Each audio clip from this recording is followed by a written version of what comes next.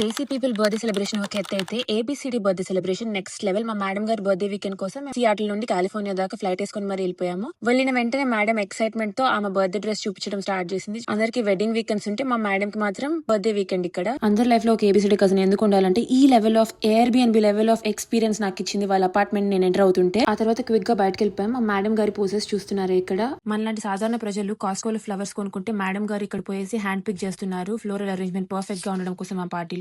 ఆ తర్వాత madam plan ప్రకారం ఈ రెస్టారెంట్ కి వెళ్ళిపోయాము. పోకీ బోల్ అండ్ ఆయిస్టర్స్ ట్రై చేసాము. మేడం గారు ఏం చెప్తే అది వినాల్సిందే ఈ వీకెండ్ అంతా. సో అందరం తలాడిచ్చాము. మా బర్త్డే గర్ల్ మేడం గారికి next van Cleef necklace try చేయాలని సడన్ గా మూడ్ వచ్చింది. షాప్ కి వెళ్ళిపోయి అందరం ఫోటోస్ తీస్తూ మేడం కి సెలెక్షన్ లో హెల్ప్ చేస్తున్నాము. బేసిక్ గా మేడం ఏం చెప్తే దానికి ఓకే అంటున్నాం. మీలాంటి మాలాంటి నార్మల్ ప్రజలు ప్లాస్టిక్ ఫ్లవర్స్ ఏ బొకేలోని అలా పడేస్తారేమో కానీ మా మేడం మాత్రం ప్రతి ఫ్లవర్ ఇట్లా ఒక్కొక్కటి చూసి వంచి మరీ చూస్తున్నారు. ఇక్కడ చూసారా ఎంత పర్ఫెక్షన్ ఉంటుందో మా మేడం కి.